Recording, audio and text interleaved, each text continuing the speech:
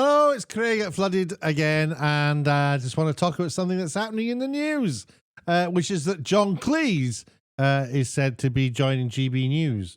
Now, that is, I think, a pretty good scoop for GBNEWS.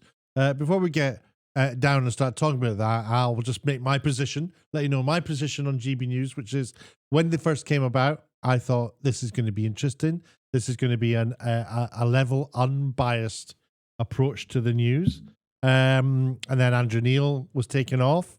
And although many people would say, well, Andrew Neil's definitely right wing, I think I always thought he probably is, but I also think that he's capable of being unbiased. He's capable of, like everyone at the BBC should be, which is where he cut his teeth, I think.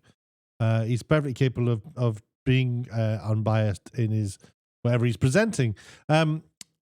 And I thought that's what GBNEWS was going to be, but as things started rolling out, I started to realize that they've employed a lot of very young producers, and of course, a lot of young people are absorbing lots of video content from YouTube, and probably have their political favorites on YouTube. And what we're seeing happen is a lot of the YouTube fraternity are being employed by GBNEWS, people like Darren Grimes, and there's some comedians, and I noticed there's some comedians from GBNEWS are going over to YouTube channels in between jobs to do the similar thing, but over on a YouTube channel. I've noticed that happening with Sargon of Akkad's Lotus Eaters. There's Leo Curse, and there's another chap, I can't remember his name. People just drift in between GBNEWS and YouTube. And I think that, as I say, is a direct result of young producers just growing up watching YouTube. And I think we're going to see more of that.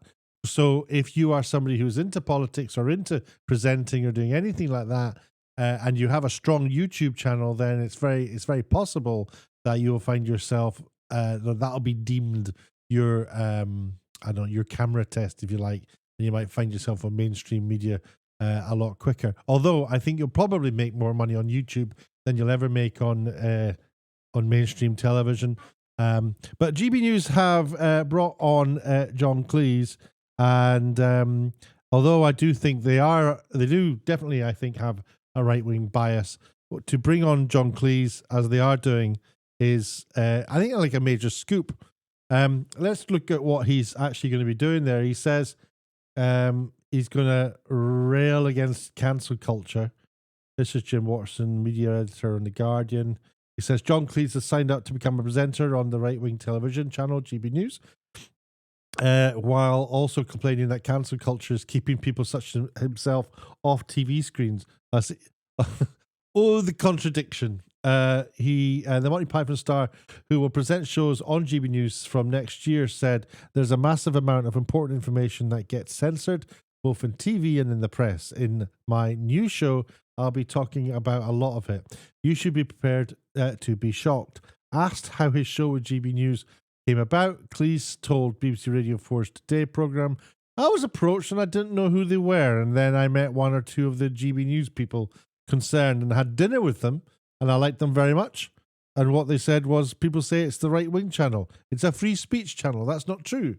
GBNEWS is not a free speech channel, and I never know what we mean by free speech anyway. What does that actually mean? Does that mean that you can say what you want? Because of course you can't, because Ofcom will take your license away if you do that. So you don't have free speech. And what happened to that presenter who took the knee? Was he exercising some free speech there? I mean, I didn't agree with him taking the knee, but he got sacked, didn't he, for doing that? Is that what happens when you take the knee now on GBNEWS? If you do anything that's a political action like that, that you don't agree with, you lose your job.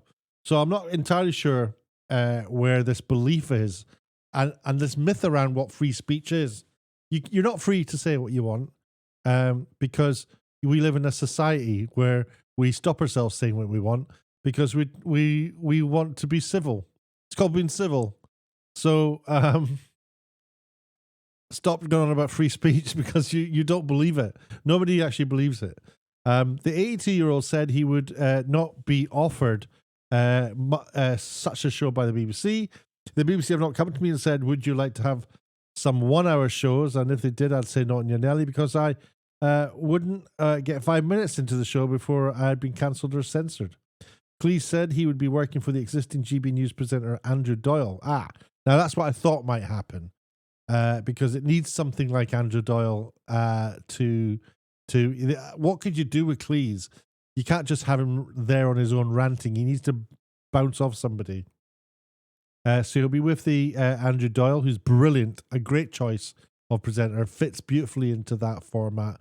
As I say, it's when you start getting into the Calvin Robinsons and some of the Darren Grimesy type YouTube level inexperienced presenters, don't know what they're doing, have a very strong political ideologies that they're just pushing all the time.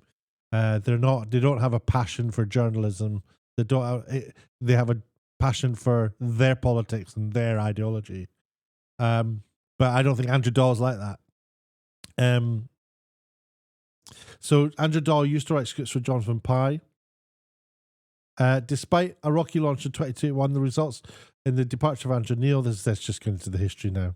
So I think that it's a big deal to get somebody like John Cleese. But of course, what's happened as a result of that is that a lot of people have taken to Twitter to say, "Oh, he hasn't been funny for like ever. He's not funny anymore. Fawlty Towers isn't funny anymore." And I don't really understand that argument, because Fawlty Towers is, we know the punchlines to all the jokes in Fawlty Towers. And I don't know, do we really still laugh at jokes that we know the punchline to? But when we didn't know the punchline to the jokes in Fawlty Towers, that was a show that had the British public in the world creasing over itself in laughter. People being taken to hospital because their sides hurt so much. It was genuine bellyache laughter that those shows generated. And quite a lot of the 80s and the 70s comedians managed to achieve that. And I think compared to a lot of comedy today, not all, a lot of comedy today, it seems to be about, oh, that's clever what you just made a joke about there. It's not really laugh out loud, creasing yourself laughing. It's just like, oh yeah, that's true. It's like that now for comedy. And I kind of just made those points on Twitter. Do jokes have to be funny forever now, even after we hear the punchline? I can't think of a comedian who has audiences crying with laughter as much as the performances did in the 70s and 80s. And also it got me thinking about, somebody like Montgomery from the war, one of the admirals or the generals or whatever he was in the war, they'd wipe the floor with him by today's standards. So times change and tools get better, and people from that you're finding funny today and really funny. Maybe they are making you clutch your sides and you think they're hilarious. They were inspired by what was laid out before by people like John Cleese. So to be dismissive, as some people are being, of Cleese, I think is, I think it's, to be honest, I think it's like a discrimination. It's a bigotry towards people of age. There's this bigotry towards anybody who's got experience. Experience is to be deemed to be a bad thing. If you're old and why would we ever want to listen to somebody who's had experience of the 60s, 70s, 80s, 90s, and the 20s? Almost off the noughties there, didn't I? And the oneies. And the 20s. Why would we want somebody with experience of all that? We just want experience from people from the 90s. I'll get this right. The noughties and the onesies and the tens and I don't know what they're called. Yeah, let's just get people with 4 generations of experience. Let's not have people with 8 generations or 6 generations of experience. Oh no, let's get people with less experience. That's a good idea. And then you get Darren Grimes on the show, who is where I don't like Darren Grimes, right? Just to let you know, I don't know him. I'm sure I would like him if I met him, but I don't like his style. I don't like what he does, because I come from a producing background and I just wouldn't have him on. Simple as that. Same as Calvin Robinson. who's now a father. Father Cameron, what's his name? Calvin Robinson keeps that guy. Anyway, so what do you think about John Cleese making it onto GB News? And what do you think of GB News now? They've been there a while.